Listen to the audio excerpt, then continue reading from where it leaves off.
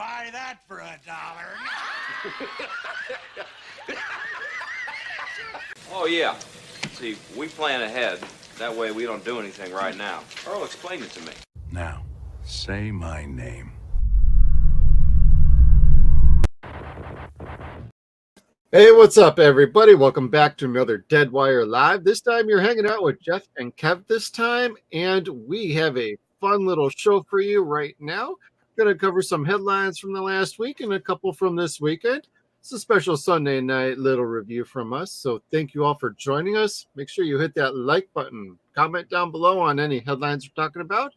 Thinking of any headlines we missed, we want to hear about it. And make sure you give us a follow or subscribe wherever you are watching us. We would greatly appreciate it.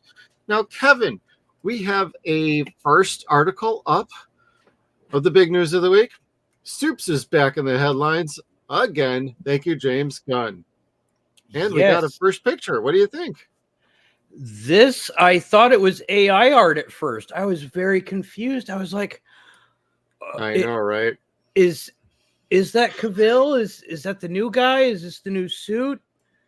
He looks good as Superman. I'll give, facial, just that alone, the face, like he looks it. He's got the body for it, unless the suit is a little more sculpted than we know about. But it looks like he's in pretty good shape from other pictures people have seen of him, like just in normal clothes and like normal dress. Sounds like dude's pretty jacked. So he's probably filling out the costume pretty on par. Yeah, and if you look close enough, and I don't know exactly who all wants to, but if you look close enough, you can see he's wearing his underwear on the outside. So I'm kind of like, what? He's got the red trunks rocking at least. Well done. And I can't blame Snyder for that because that's just what DC did to Superman in general. There's even a Lego joke about it where Cyborg's telling him, wearing your shorts on the inside? Wise choice, my friend. Wise choice. I totally believe it. Or wearing your underwear on the inside. That's a wise choice. Yeah. But this doesn't... I don't dislike the suit so much. It's not bad at all. It's kind of a mismatch between the original suit and what they got going now. But what I will say is the Kryptonian baby blanket game has really stepped up. Like, it looks nice. Baby blanket. That shit's padded now. I forgot about that. Oh my god. Except for it looks like he got blasted up in the shoulder. Yeah, he's got some definite battle damage going on. And from what it sounds like, this is just a set photographer just taking a still picture in between actually shooting. This is not actually a scene in the movie. Looks like he's he's just getting his, he's basically just getting his shoe back on in between shots. It's just a cast photo.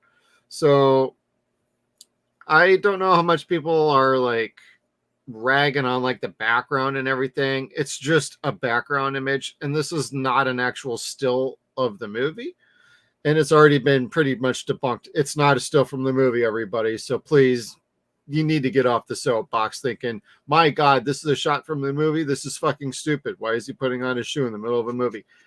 It's not an actual picture from the movie. Take it easy, everybody. Let's chill. Let's at least wait till we get a trailer and see this in action. Now, if we see shit like this during the trailer, all right, let's roast the motherfuckers because they got it coming. Until we get that, I'm willing to give this the benefit of the doubt. And quite frankly, it honestly looks like it's in the middle of in-between scenes. Superman does not put on his shoes like that. For years, we've seen him just change his outfit. So it kind of sets the stage for what this is, but it is a set photo that got leaked by James Gunn.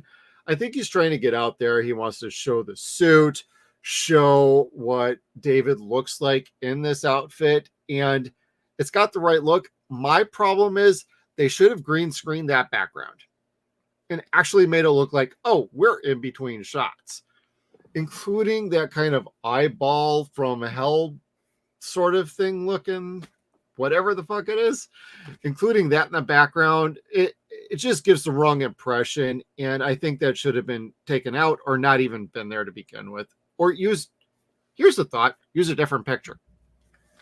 I was excited at first. I thought it was Apocalypse, But no, apparently not. No. But you know what?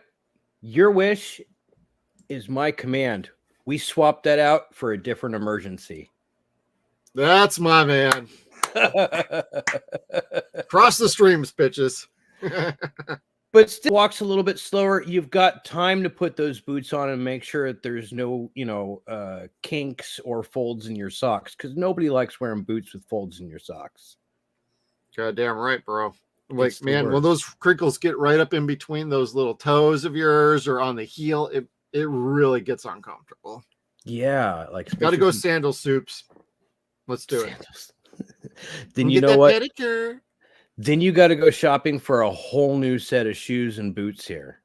It's not Foot Locker anymore. It's Foot Vault for Superman. Foot Vault, the fortress Fortress of Footitude. kicks. Yeah, fortress of Kicks. fortitude. I like that. The jokes write themselves. Having fun with like that image. I've seen like a bunch on Twitter that have been like memeing up the storm, but I really like your Ghostbuster one, to be honest. This is my favorite one that I found. I don't like sand. It's coarse and it's rough and it's irritating. It gets everywhere, even in lame-looking super boots that my mom bought for me from Walmart. Walmart. That's pretty fucking funny. And it just sucks because it's like my dad used to wear police boots because, of course, he was a cop. But it's like when he would get home from a hard day of work, I would always be the one suckered into getting the boots ripped off his goddamn sweaty ass feet. And Geez. Jonathan's got to deal with that when Clark gets home at the end of every horrible JLA mission. It's like, Jonathan, I take wonder this how shit Jimmy off. feels. Wait a second. Jelly. About as jelly as the Batman. Oh, yeah. You better not tell the Robin. I wasn't expecting that.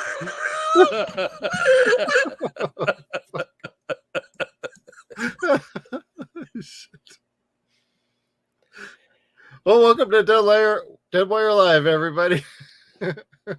This is what we call news. If it's not News that to good, abuse. That's our Yes. new segment. news to abuse. It's not first. It's typically not fair, and it's most certainly not accurate. And it's definitely not last. We're We're going to clip that bitch for our YouTube channel.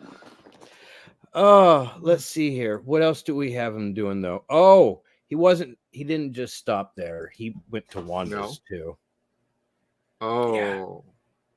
Oh, he did not. Yeah. Walk of shame, young sir. Shame. And she's just sitting there like, the hell did I just do? Was it supposed to be that fast? Was it supposed to be that hard? I don't know. Hey, faster than a speeding bullet, more powerful than a locomotive, able to leap tall buildings in a single bound. Watch out, Anna Nicole Smith. He just hopped over your ass.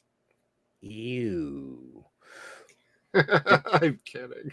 There's an HPV joke to be had there somewhere. Damn right, bro. But my favorite that comes with the Where's Clark package wasn't so much the picture him putting on his boots. It was the emergency happening behind him that looks fake. Oh, This yeah, is how Clark I've seen that really- one. That's perfect, bro. I saw this and just kind of went, yeah, that takes me back. That's awesome. What a timeless character Christopher Reeves was when he was drunk as Superman. It only took him a couple of Johnny Walker Blacks for that. A couple. It's that Couple super bottles, I metabolism. Probably not sponsored by Johnny Walker. Thank you so much for not drinking tonight. That's right. I Hey, forgot. happy Mother's Day, everybody. Yeah, right. Celebrate. for Fathers those who everywhere do. are totally blasted at this point. Blasted or getting their Mother's Day present. as it Or were. giving their Mother's Day present to their wives. Whichever. Getting their Mother's Day present from their wives, depending upon the wife's preference. We make no judgments. Yep. No shaming here. But if you want to get shamed, we got another headline for you. Kevin, do you want What's to talk next? about what's marvelous today? Oh, what's marvelous today is the new frontier that Marvel's got going. So a couple weeks ago, the Disney board tried saying, you know what? Bob Iger's approach has not been working for Phase 4. You guys have lost money. Redo everything, or I'm going to take over the board. Well, that guy didn't take over the board, but he still left the impression that Iger needs to make money. So they've come up with a new concept to have no more than 3 pictures and 2 TV shows per year. This is their plan to make money within the MCU for Disney. And I cannot say, especially using the picture of Brie Larson, that this plan is going to be the answer to their problems. Like the amount of content that they put out was not the problem with Phase 4 falling. The problem with Phase 4 falling was, well, for one thing, Jonathan Majors fucking himself and everything else in the continuity in that phase, and they had no idea what was going to happen after that. They don't have any contracts put together, so they just like threw everything they could at the wall. Not everything stuck, so they lost money with that. And again, putting out 3 pieces of crap versus 5 pieces of crap, if it's still shitty, it's still going to lose money. So it's like, work on your quality, not so much how much you have. Yeah, we need to call in some efficiency experts. I pulled up 2 that are super qualified for this. We're talking Bob from the movie Office Space. Mr. Iger, we have a very important question for you and everybody who works for you and supports you. What would you say you actually do here? For real, because it's not make movies better. It's not put pressure on directors to make their movies tighter. It's not putting pressure on writers to make the movies more concise. Y'all haven't done anything since fucking Endgame. Nothing of note. There's been a couple like flirts with some sort of, hey, this is not bad. This is okay. Sure. But nothing that has hit that level that's really brought a zeitgeist back to Marvel. Everybody is like super disappointed in a lot of things. Like Doctor Strange and the Multiverse of Madness with Sam Raimi. By all counts, that should have been fucking awesome. And it proved to just be okay. You had WandaVision on Disney and Loki that started off interesting, and they both completely fell apart by the end of each season. Got Captain and the Winter Soldier, or Black, whatever the hell that Falcon and Winter Soldier show shit was. That was completely stupid. And then everything since then has just been a mishmash of to this sucks. And you can't run a business like that. You keep running out the same old shit every time, like you were just saying, Kevin. And it's like, get the fuck out of here with this stuff. There's people who want to work and provide good material, and that's what people want to see. They want to see something like, I see Justin in our chat talking about X-Men 97. Kevin, you and Skeeter are watching X-Men 97. That apparently is a pretty good gem, which is pretty decent. But like for the most part, all of this has been so disappointing, even going all the way back to the Eternals. Who the fuck even remembers this shit anymore? Yeah, I remember it only because of how bad it was.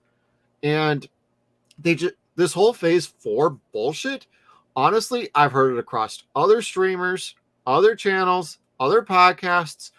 After Endgame, literally, you blew your load with that particular story. You don't wake up the next morning and go, sorry, bitch, I'm going to go find another whore to bang, and I'm going to keep on going with my life. No, maybe you want to take like a fucking week off and figure out what you're doing with your life, because if you didn't like what you just had, what's wrong with you? And you concluded the story just fine. Give it some breathing room. Let it breathe. Endgame wasn't like this great ending, but it was a very good ending. It had Tony Stark sacrificing himself for the whole universe. And in the next movie, you got Black Widow going, "Yep, bitches, I'm still alive," even though it's kind of a prequel to everything. It's like, why are you shoehorning shit in now? Like, they should have taken at least a 5-year break. I keep hearing everybody saying 10 or more. Jesus. I say 5 is a good window to let everybody breathe from Endgame. And then you have a chance to build towards basically a new story, which at that point, oh, hey, you have the rights to X-Men and Fantastic Four. You have a chance to completely breathe and reset everything. And you fucking missed the boat. Nope, let's just crank even more shit out. Let's put out like 5 different Disney Plus shows. Let's do like 5 fucking Marvel movies. Let's give everybody more than what they even want. And we saw what's happened since then. Everything's been shit. Yeah, some of it that you didn't expect to be was really good. My favorite from the whole shebangity bang was probably Werewolf by Night. Okay, that's the exception to the rule, in my opinion. That was so dope. I love that. And we did reviews on this channel. Y'all better go look for that because it's a really good review. We loved that one. Madison, for not having anything to do with anything, was glorious. She should have gotten her. That would have been okay to have her show with Wong. Yeah, I would have watched that 10 times over because they were just delightful together. Yeah. But a lot of it kind of went this way and went that way and had nothing to do with this and had nothing to do with that. And then you're also wondering, okay, but where are the Defenders coming in? Because they're going to, maybe. And then will Danny be a part of the Defenders? And everyone's kind of like, no, please, God, no. No. Well, they brought in Sigourney Weaver on the Defenders on the Netflix miniseries, and it's like, oh, you even screwed up her? Oh, no. I want to see Shang-Chi's sister and like how she's rebuilding the 10 rings. Like, that would have been cool. Yeah, that would have been way more interesting. Oh, she was awesome. They screwed up when they screwed up Iron Fist. I'm like, I don't know what you guys are doing over here on the Netflix side of this, but I like Luke Cage. I like Jessica Jones, season 1 at least. Yes, yeah, and then to do Heroes for Hire should not have been that difficult to do. That should have been a fun show. Bingo. And they screwed that boach. Yeah. Anyway, we all know. We do know, but we also know what they're bringing next is something a little bit more on the galactic scale. Wait. Oh, Justin just put in a request for a movie review. Yes, he did. Man-Thing, and I happen to be looking at that. I'm throwing that comment on here, everybody. Got a deep cut for you guys to review Man-Thing movie from 2005. You know what? We're going to add it to the list very soon. Yeah, because Man-Thing's actually not that bad, and it's got boobs in it within like the first 5 minutes. I don't even remember this fucking. That's okay. It's not remotely as good as Swamp Thing, but it's. Is this kind of like Roger Corman's like Fantastic Four, where it was made and shot, but nobody's ever seen it except on shitty versions on like YouTube? No, it was shitty versions released only on DVD to Walmart. Oh, it's a Walmart binner. Okay. It was a binner, everybody. Yes, it was. But going back to what you were saying before, as far as them taking a 5-year hiatus wasn't necessary per se. Mm-hmm. Let's just get away from the Avengers. The Avengers are not the only Marvel team, and they tried kind of doing that by adding all these different other characters that they could make Avengers later on. No, just get away from the Avengers. Bring in your first family. They're kind of being smart by bringing in the Fantastic Four already being pre-established. No origin story. Let's just make it fun and go. Yeah. Okay, because we've done 20 origin stories already. I get that. But then really what they need to be doing is take this lesson that they're seeing right now on Disney Plus and see that the Avengers were never their A team. Up until the 2000s, the Avengers were always a B team. Yeah, when I was growing up, Avengers was not the thing, like ever, as far as I knew, and I wasn't even the comic book guy. But as a casual, it's like you hear Avengers, it's like, huh? They have their place of respect. Like Right. they are in the universe, they are the ones.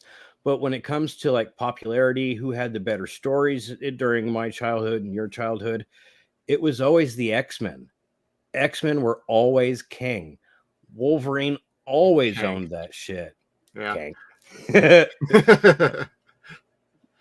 Yeah. But I always knew like Wolverine. I always knew like the name, like of course all the X-Men, of course, but like I remember hearing like Gambit, Deadpool, like I remember hearing like Tony Stark, Iron Man. I remember hearing like Captain America, who was basically like the Superman version of DC. So it's like I kind of knew counterparts to what DC was doing, but that was about the kind of it for me.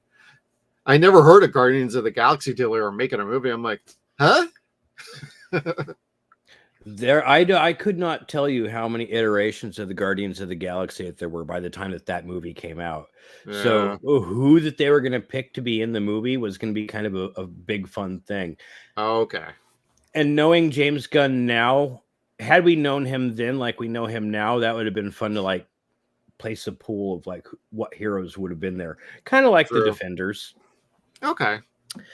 But that having been said, now that we know that the first family is pre-established, they've already like casted a bunch of characters in the movie. We found out this week that Ralph Ineson is going to be playing the World Devourer Galactus. Interesting choice. I have seen the Witch movie, which is by Robert Eggers. Movie's really good. I know a lot of people don't like it, but like Robert Eggers movies in A24 is a bit of an acquired taste. They're more like independent, kind of like art house horror movies with like sci-fi twists. They're not overly gory, they're not overly scary, but they strike a pretty good balance. Depends on how most of the movies kind of have like their audience split, like Lighthouse. You got like I said, The Witch. He's going to be doing Nosferatu coming out, which I'm very excited for. That's coming out on Christmas this year. That's our Christmas movie for me and my wife. So we're actually going to be going to go see that around that time. And she actually has made clear she wants to see the original, which I have on Blu-ray from Kino Lorber. So shout out to Kino. Everybody could still go get the original classic. It looks great on Blu-ray. But you know, Ralph is a really good actor.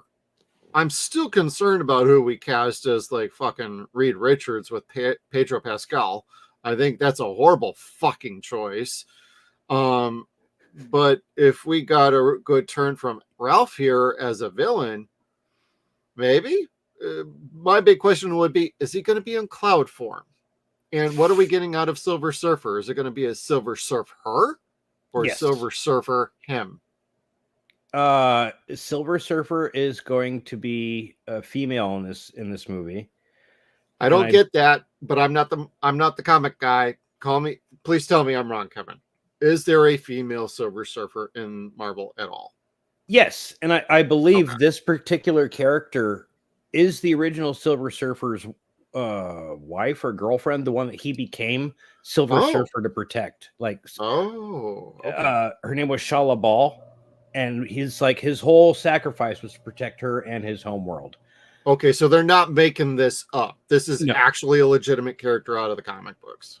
Yes. So there are going to be a ton of people who are all, oh, it's this and that. They're changing it.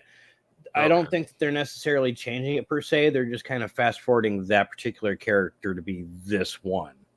Okay. But I never read any of those, so I couldn't say. I know her from being Silver Surfer's wife, from when you first started seeing Silver Surfer and Galactus and Doom. My friend's brother had all the early early issues, so I got to read all the early issues like with my hands, and they were beautiful to touch. So I love those, and so I'm a little kind of like bummed that's not going to be Norrin Rad as Silver Surfer, but again, I can't be mad at it. I'm just happy to see that we're going to get to see him. Yeah. Now, did you like how it was portrayed in like the Fox movies with the Silver Surfer? I mean, the Yes, one movie where it was the rise of the Silver Surfer.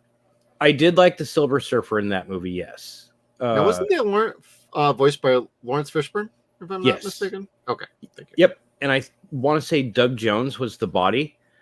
So you really Yes, couldn't go that's wrong. right. That was kind of like a winning combination there. I remember thinking that was the only good part of that movie. I think so.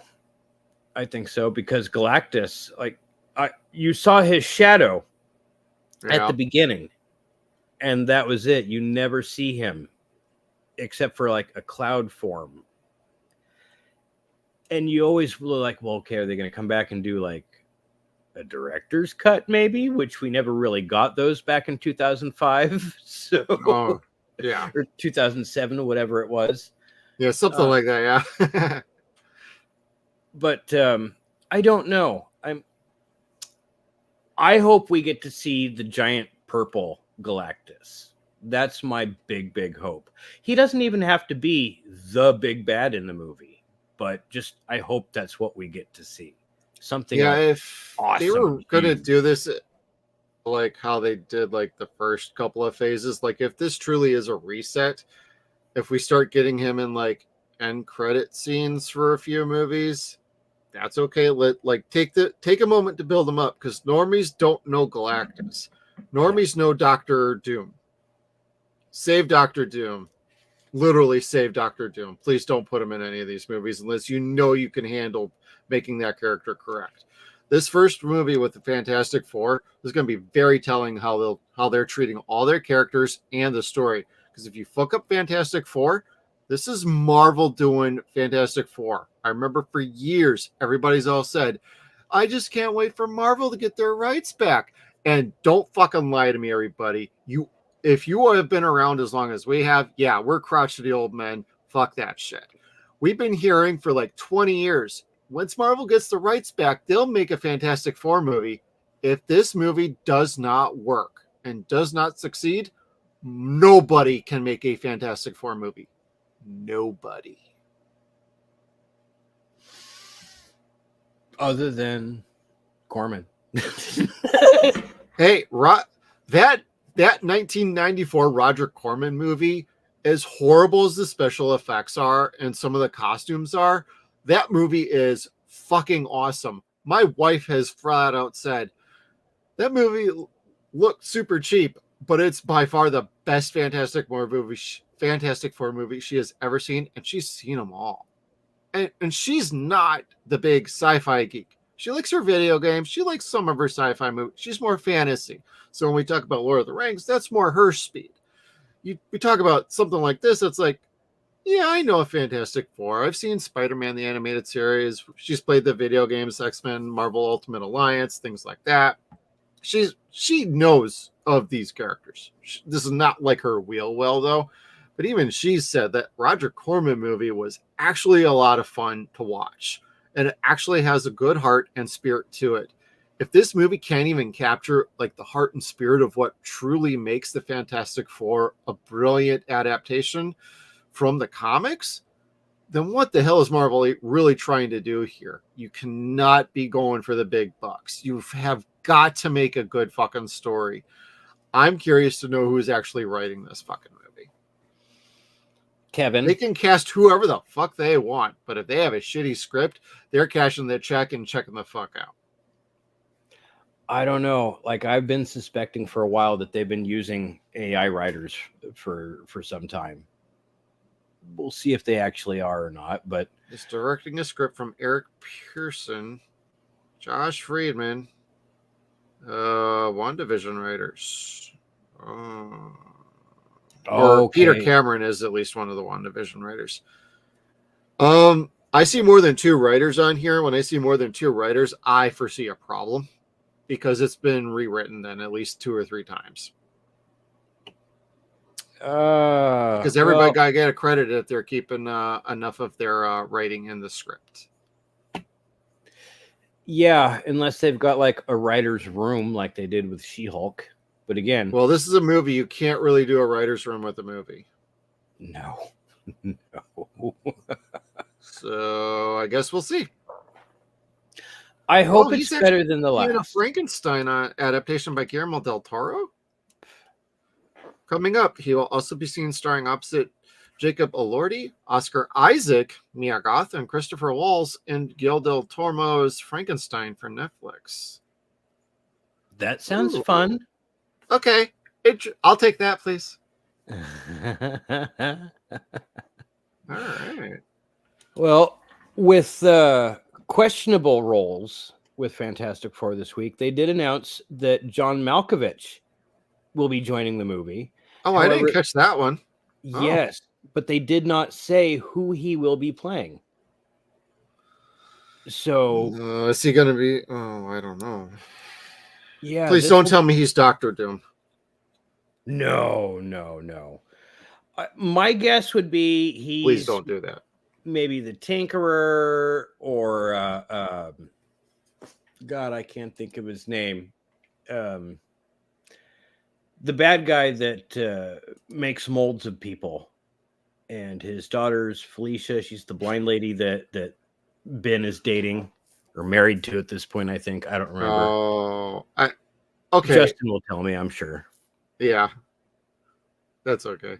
We'll keep an eye on the chat, but wow, that's some interesting casting news for Fantastic Four this week. Hey, what do some of you all think? You like some of this casting choices? Got any thoughts so far? Put a comment down below. We'd like to hear about it. So, and if you're not watching us live, that's totally cool. Just throw a comment down below. We'll still read them and respond.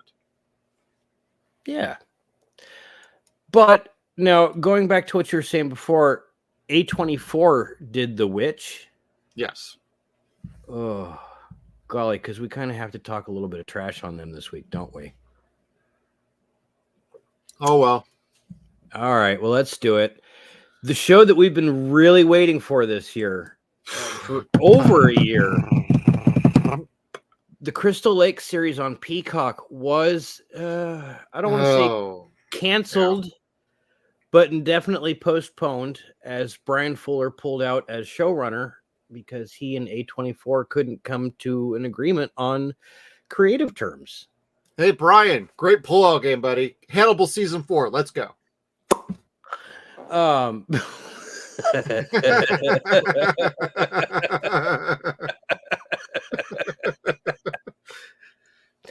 Anyway, yeah, man, like seriously, if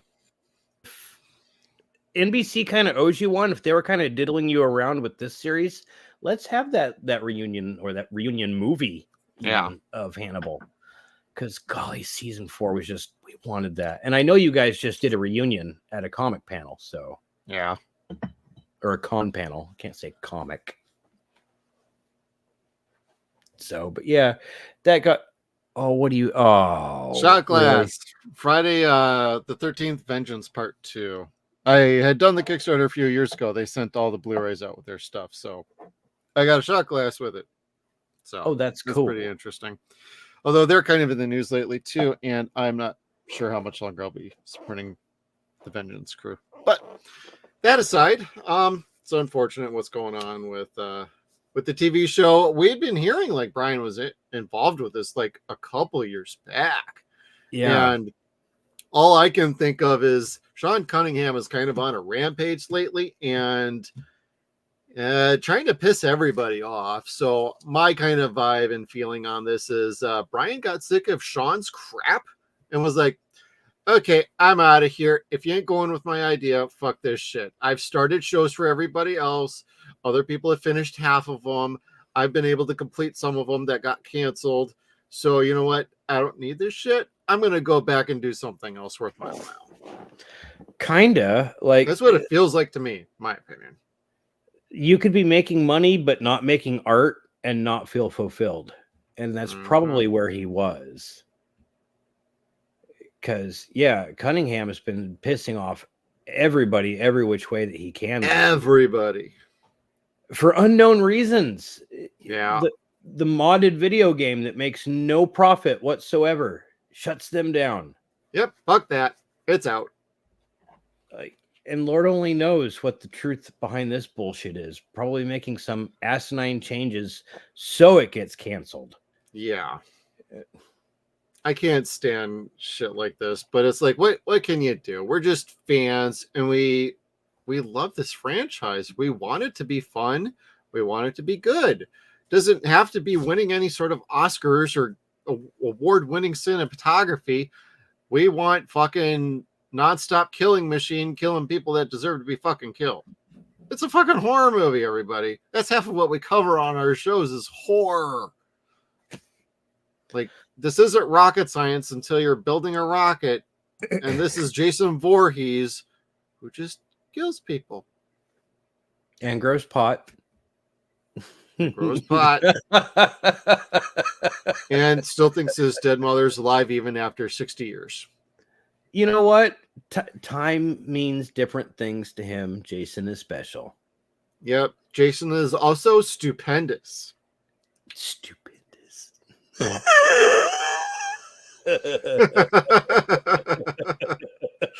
Anybody who's seen that movie and it catches this stream knows exactly what that reference is.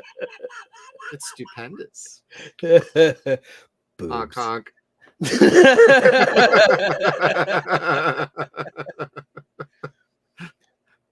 I'm sorry. I like the remake. I really like that fucking movie.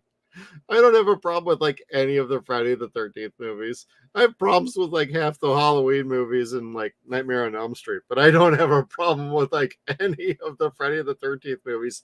But I freely admit some are shit, some are great. And that's where I'll stop until we have to do a ranking video of some sort. Then we'll start like some fights and make people hate us. Or me specifically. I've never not had fun watching one, not even part 9. I know, right? That's what I mean. And I know we'll talk about it a little bit more. Shit.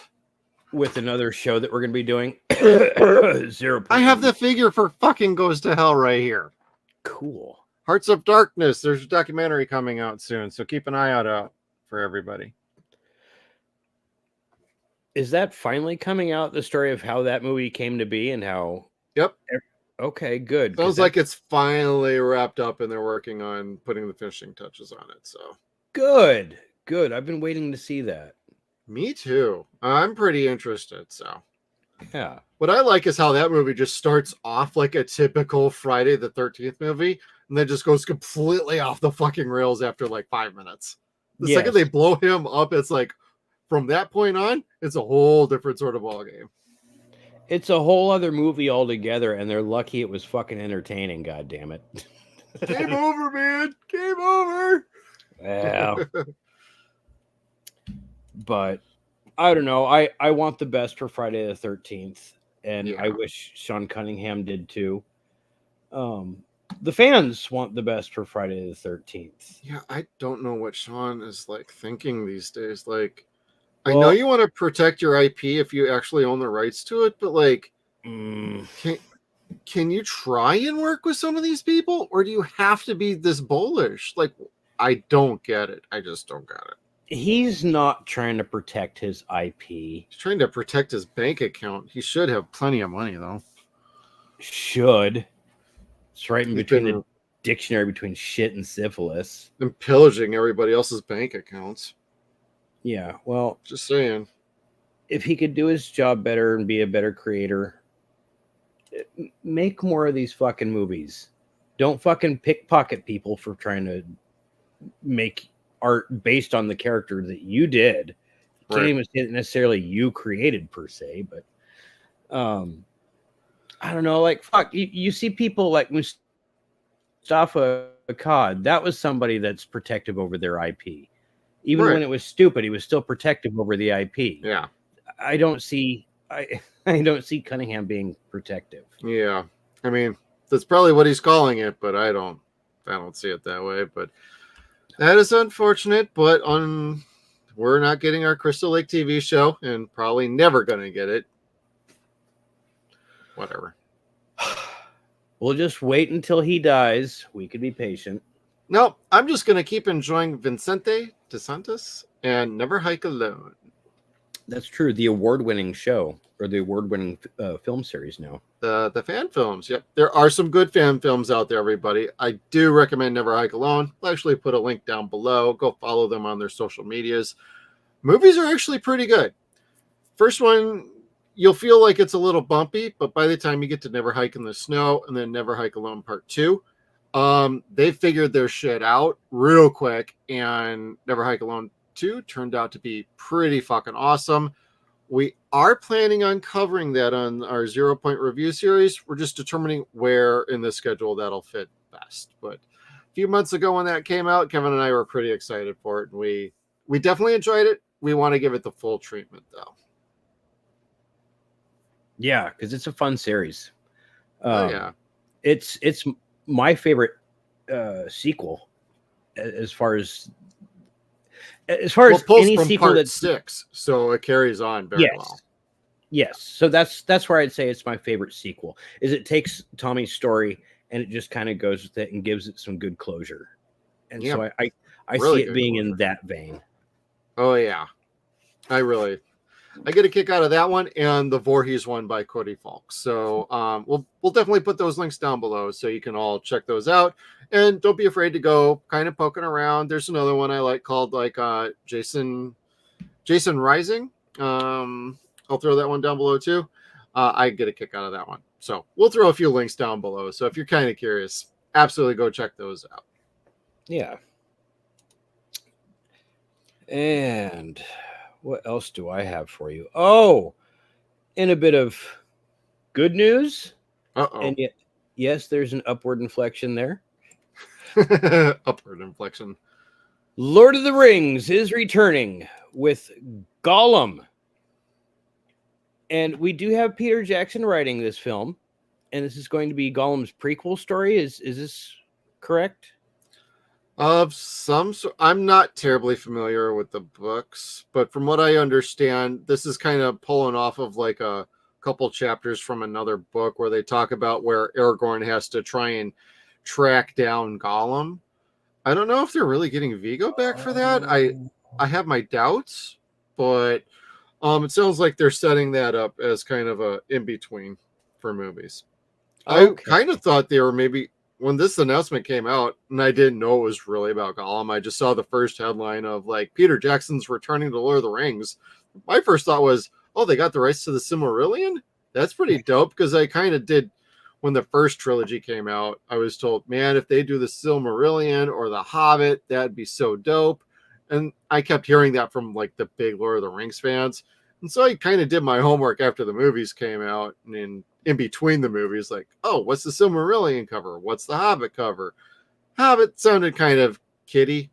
I mean, it pretty much is, but the Silmarillion kind of caught my interest, but like, that's like bogged down in like some weird legal rights, and I don't think anybody really knows where the rights are. If they do, it's not very clear. So, but hey, Andy Serkis is back directing, and Jackson is writing and producing. As long as Peter's not like actually doing all the directing duties, I think that'll keep his stress level down, and I think that'll be a benefit to the writing. And he wouldn't just come back just for a blank paycheck. He's coming back because something is in the script idea that he's got that really works for him and his writing crew and production company.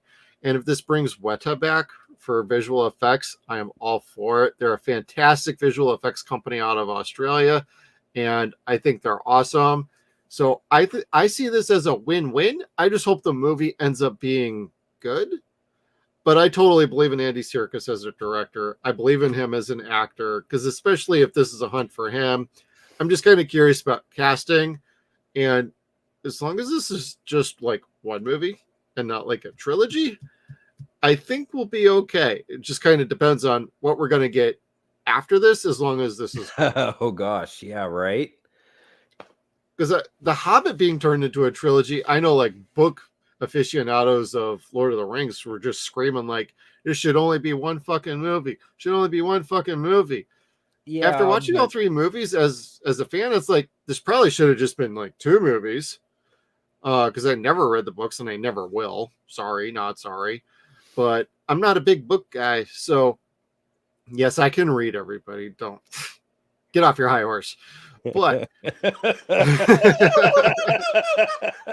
but like just based on like my experience with the movies and what I've heard, like I did feel like the three movie Hobbit trilogy should have just been two, largely because the ideas were half Guillermo del Toro's, half Peter Jackson's. Guillermo del Toro was supposed to direct, and the studio mandated they wanted a third movie, so they unfortunately had to shoehorn in something else for the third movie. So Peter got taxed and stressed the fuck out, and we didn't get the high quality you really wanted, but we still saw quality in those, especially compared to fucking Rings of Power on Amazon Prime.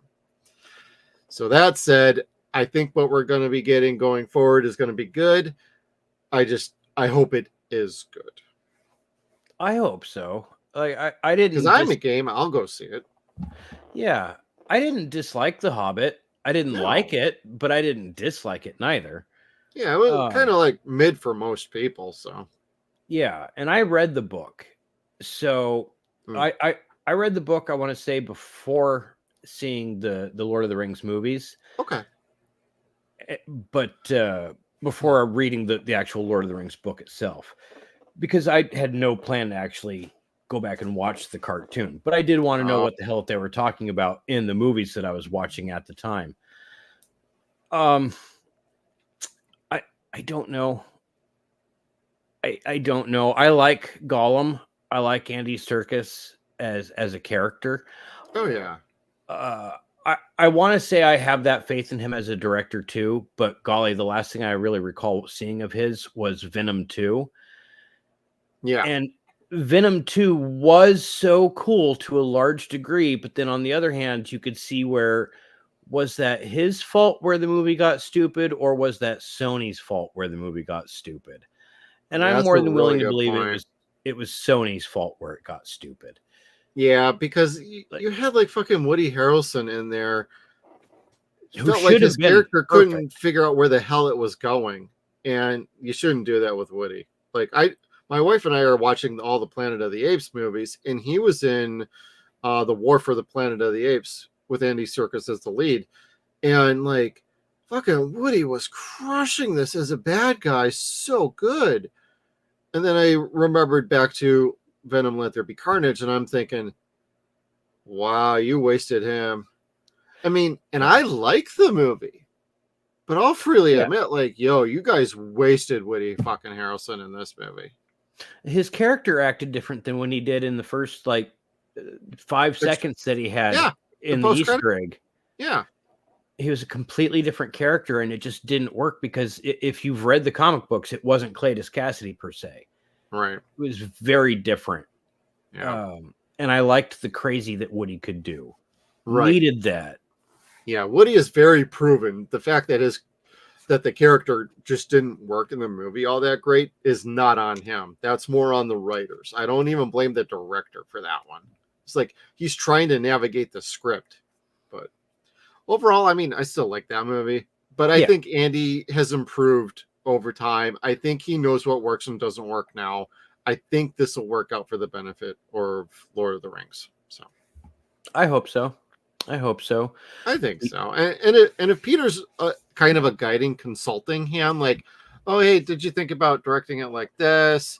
Or, hey, you want to send over some dailies? I can kind of give you a couple pointers. You know what? That's cool too. Like, directors should give a guiding hand to younger directors, or directors who are just kind of like getting their feet under them so they can find their identity as a director. Yeah. So now, on the other hand, all that wonderful news having been said, that very same day, they shut down a fan film from Lord of the Rings, a 15-year-old fan film that had not made a single cent because it carried the same name. Yeah. There seems to be more to that story that we haven't heard about quite yet, but like, yo, you can't retroactively go after somebody's video from 15 years before you even made a real movie. That's fucking stupid. Yeah, I'm sorry, that's stupid. We're content creators too, yo. And if you want to go after us for like naming our stream like Deadwire Live number 11, Galactus, Superman, Riddick, and Gollum, and somebody does a movie in 7 years called Galactus Superman. What the fuck are you doing? Get off that shit, yo. Like, reach out to the person. Just send an email saying, would you mind retitling your clip, please? Or add a fan film to the end, or whatever. Like, you don't have to fucking strike them for that shit and get the video taken down. That's stupid. It's a fucking fan film. Made no cent off of it. That's setting a bad precedent, and fan films have been given the go-ahead for years. That would be like A24 telling Vicente to change Never Hike Alone. Oh, that would be bad move right there. That would be the wrong person to tell that to, but I can see him losing his shit. And the rest of everybody losing their shit too. Anybody who's ever done a fan film would be like, oh, fuck. Nope, we can't let that happen. Well, from a creator point of view, no, you can't. From a fan point of view, if you love your creators, no, you can't allow that to happen to them. Yeah. So, but anyway. And then I have, outside of the sadness of that, one last piece of news that broke this weekend. And that wasn't sure if we should start with it, but I didn't want the whole show to be a big downer. Roger Corman, the king of filmmaking, they call him the king of B movies, but really he could make anything, passed away on Friday at the age of 98 years old. Yeah. All hail the king, baby. Yeah, long live the king, truly.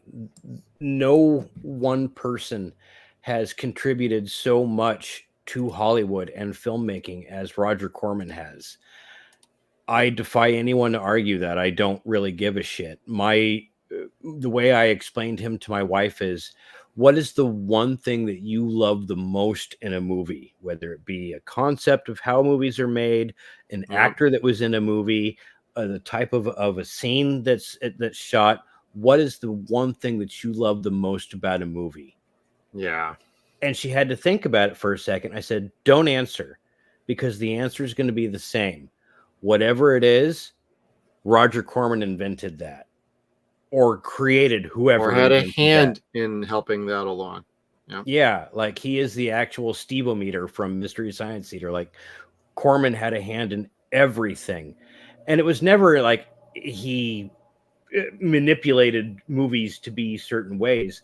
He just made movies so everyone could afford to make movies. And he taught people how to afford to make movies. And he taught people how to make movies better and be a better director, be a better writer, be a better producer. And I'm stuttering. And we'd get people like Harrison Ford, Jack Nicholson, Jim Cameron, the most wonderful, talented people that have given us stories in our life.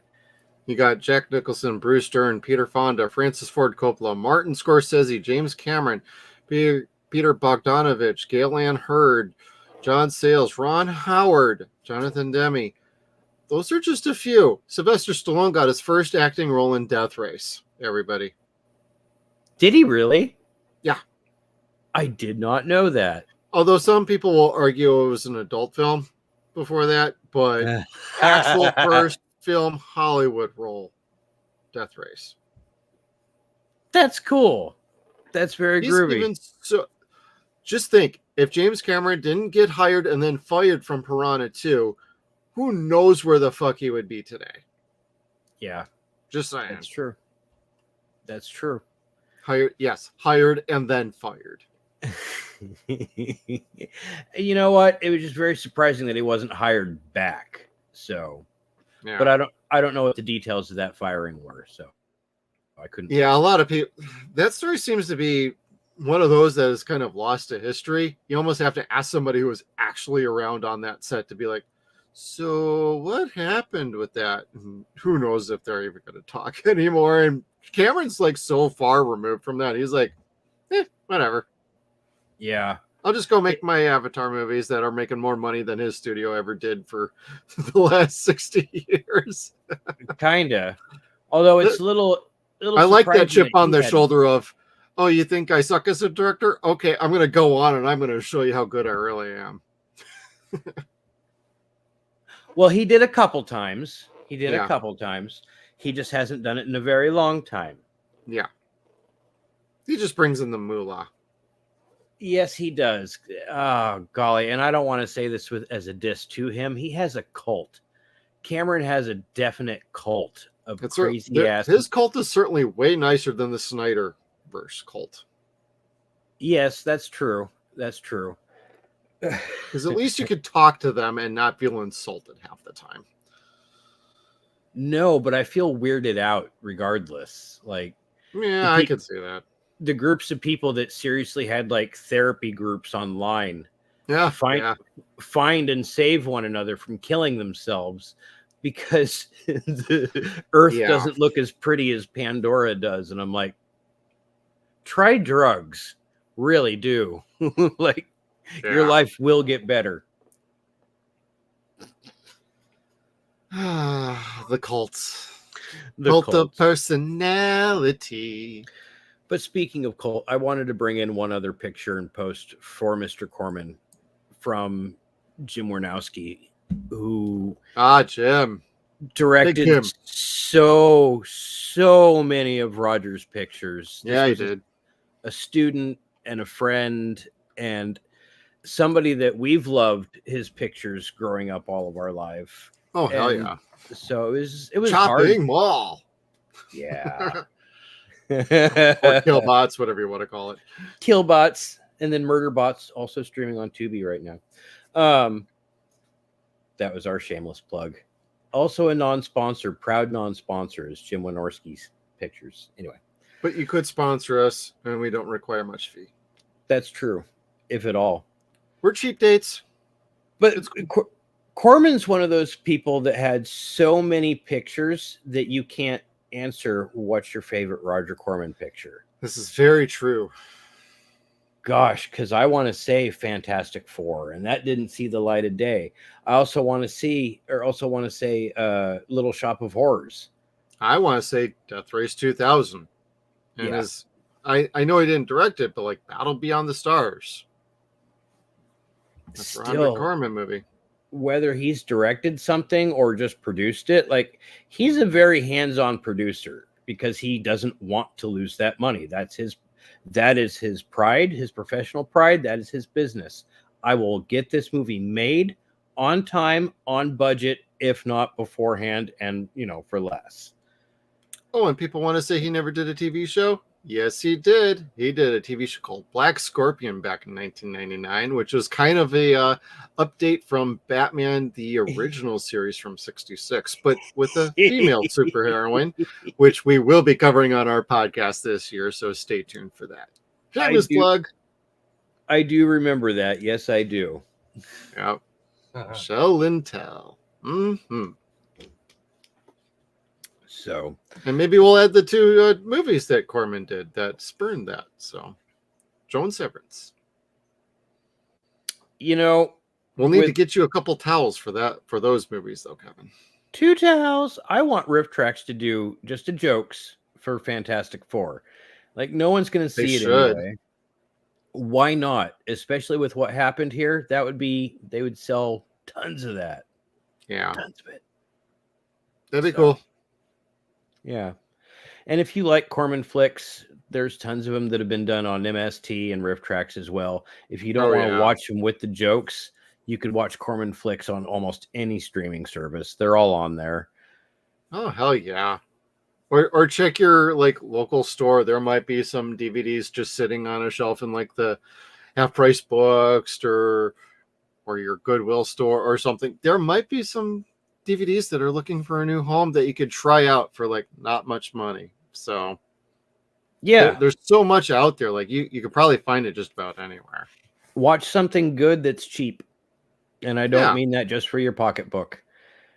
Shit, my wife and I just watched Your last night for the first time, both of us. Did you really? The Hunter from the Future. He's the man. Nice. Very nice. It was not great, but it was fun, at least. Well, capping off for a good note, what I was going to watch last night was Psycho 2. Ooh, I know everyone's like, a good note? Again, going back to Riff Tracks, a it's one of Psycho the, note. yeah, it's a funny ass Mother's Day movie. Yeah.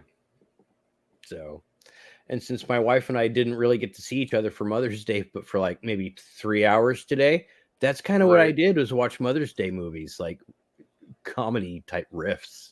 Psycho Oh, 2, Psycho. okay. Yeah. Well, that's fun. Now, before we head out, I have just a couple headlines I'm just going to toss right in super quick. Right now, since we're on a Sunday, we actually have a box office report we could talk about. That's pretty fresh news. We do have some information coming in about Kingdom of the Planet of the Apes has now taken the lead in the box office battle, everybody. It worldwide, $129 million in the international box office. Wow. And in the US, it hit about, let's see, so 72, so about 56.5 domestically here in the US. I believe that was about on par with their expectations. They were looking for about like 52 to 55. This is actually really good. Although expectations across the board were like, this will do good. This is turning out to be a pretty decent investment. And I'm pretty excited to go see this with my wife. We're not going this weekend. We're going to go see it next weekend. So if y'all want to see like a little review from me and my wife, we might do one, or I might just come on here myself and just do a quick little review. I know it's a week later, but I still like doing like movie reviews solo every once in a while. And so that's pretty good to hear. I'm not sure what's happening with the Fall Guy. I've heard that's a really fun movie, but it's not pulling in the box office like they were hoping for. Oh no. And then we got the If movie, the Imaginary Friend movie from Ryan Reynolds, which is at number 3, grossing in at about 3.3 million, but it's only in, oh no, I'm sorry, 3.6 Wow. million. Oh, at 621 locations. Wow. That's not in many theaters. What the hell? Next week it's expanding to 50. Wow, that's not in many theaters. No wonder why that's not doing that great. But it still managed to make number 3. That's, yeah. Huh. I wonder if they're just doing a slow rollout. I thought that was getting a bigger rollout than that, but that's John Krasinski. Y'all remember him from The Office and being the Reed Richards in the Doctor Strange movie. So that's his directorial effort, but Ryan is starring in it. And I don't know, could be an interesting movie. Don't know. Doesn't really look like it's up my alley, but we'll kind of keep an eye out on box office. But Fall Guy, unfortunately, is globally at 103 for the last 2 weekends. It's unfortunate, but that seems to be dropping off. But that is like the weekend box office update. Kevin, you got any thoughts on that, or how you feeling on that? Golly, I didn't want to see Fall Guy because I used to love the TV show. But the more the previews that I see for this movie, the more I'm kind of like, wow, this looks like it's going to be a lot of fun. So That's what I'm hearing from a lot of people. This makes me sad to hear because, like, it looks more fun than the TV show was. And I don't say that often. Right. And I love this show growing up. I watched that with like my dad. So that's kind of like a thing I'm pretty interested. I couldn't get out to the theater with like other things going on around here and whatnot, but I'm not going to go to the movie just for just some random movie that might just be loosely adapted off of a TV show and proves to be a shit fest. 18. I I like Liam and I like Bradley Cooper. Don't get me wrong, but I did not like that movie. But you know, not all of these adaptations are going to be good. But like hearing that it's actually a really fun movie, I kind of want to see it now. So I'm gonna see what I can do about getting that watched. Yeah, that'll end up when I end up picking up with me and my wife. So yeah, if I don't end up watching it in the theater, I'll probably pick it up on home video. I'm still a physical media buff, which in a few minutes I'm gonna have a fun little surprise for everybody. But I did have one last topic, everybody. Let me see if I can pull that up. This may not be one of Kevin's choices, but it is one of mine. I am a fan of this franchise, as good or bad as it could be. My Little Pony. we've been announced for a new Riddick movie, everybody. We're finally getting Riddick Furia, where he goes back to his home planet.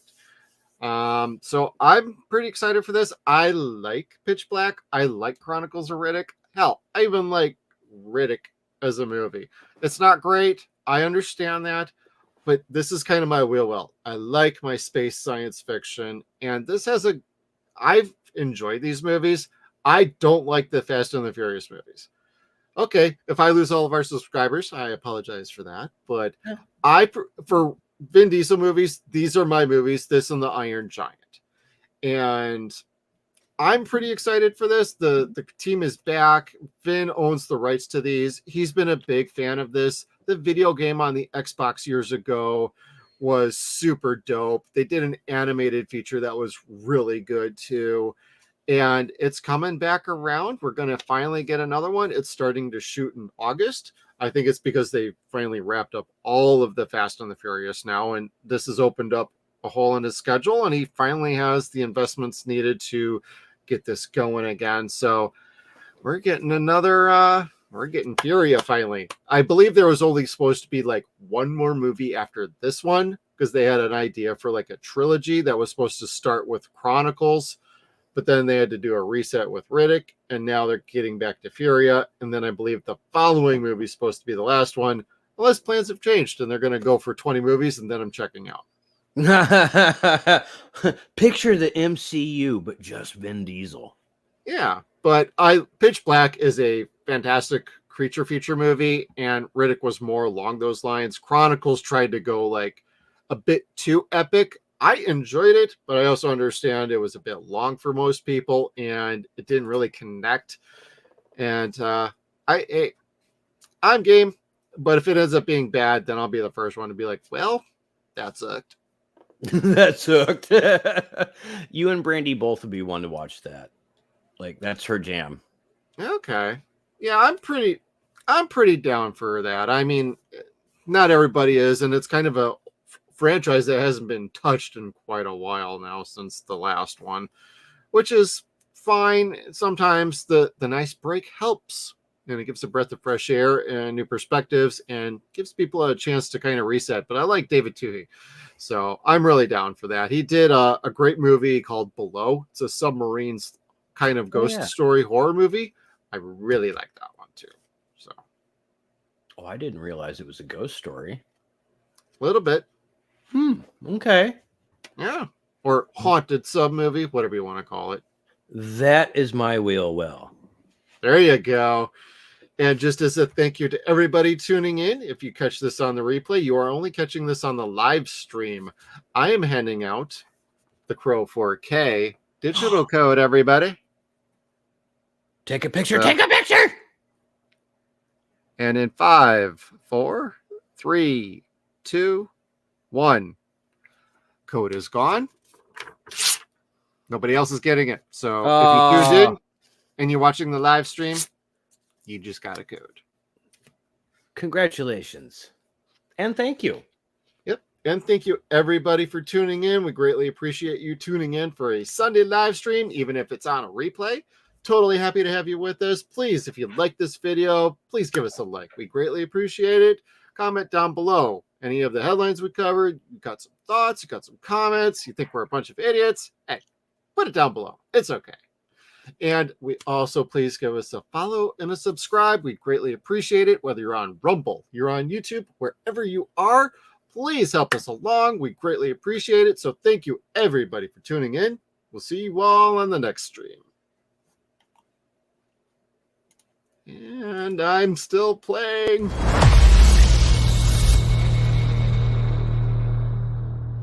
I'd